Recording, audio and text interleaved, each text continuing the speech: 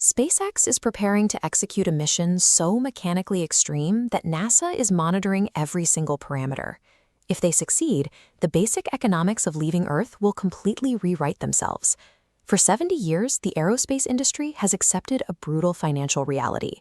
You spend hundreds of millions of dollars building a precision machine, fly it once, and then drop it straight into the ocean. To break that cycle, engineers are leaning into a philosophy they call test like you fly. It has been exactly 3 years since the very first flight test of the Starship architecture, and the pace of iteration continues to accelerate. This newest generation represents a total hardware overhaul. They have built a new upper stage ship, stacked it on top of a refined super heavy booster, and overhauled the launch pad infrastructure to handle the sheer force of ignition. Reaching orbit is only a fraction of the challenge. The ultimate engineering target is a system that is both fully and rapidly reusable, where every component is ready to fly again with zero structural rebuilding. Solving rapid reusability is widely considered the hardest engineering challenge in history.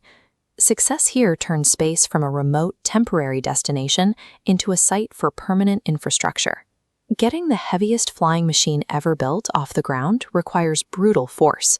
The booster's Raptor engines generate nearly 17 million pounds of thrust to push thousands of tons of steel and liquid oxygen through the thickest part of the atmosphere. 2.5 minutes into flight, the massive lower booster splits apart. The Starship upper stage ignites, continuing into orbit. The lower stage must now survive the trip home. This empty fuel tank, the size of a 20-story building, plummets backwards from space. To figure out how to catch something that massive, SpaceX spent a decade practicing on the smaller Falcon 9 rocket.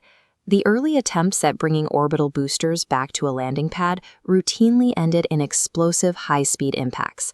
They studied the telemetry and iterated the hardware after every crash.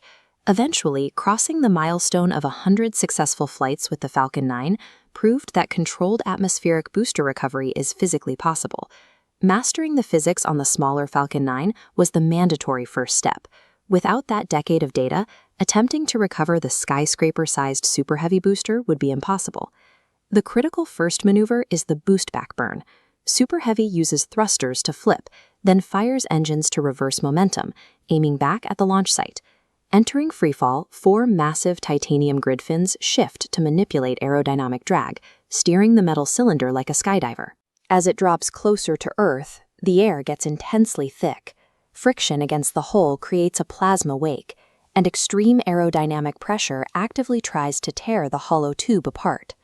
Seconds before impact, flight computers trigger a suicide burn. The booster relights a cluster of engines at the exact fraction of a second required to arrest its downward momentum.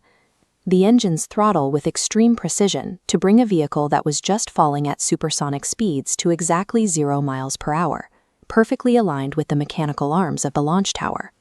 As the rocket hovers, the new test site infrastructure takes over.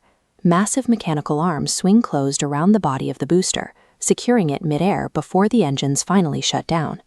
Executing this 4-step sequence transforms a disposable commodity into a recoverable asset, ready to fuel and fly again. Catching the booster serves a strict operational purpose.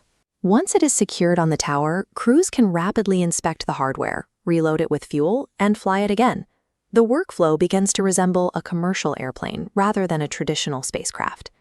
Lowering the cost of the launch vehicle allows for drastically heavier payloads to reach orbit for a fraction of the historical price. That surplus of cheap cargo space provides the economic leverage required to support continuous human crews. We are already seeing the results of this architecture. Expeditions like the private Polaris Dawn and NASA's Crew 7 missions rely on the engineering backbone proved by earlier reusable booster flights. SpaceX iterates on this hardware for one specific reason: to solve the logistics of making human life multiplanetary.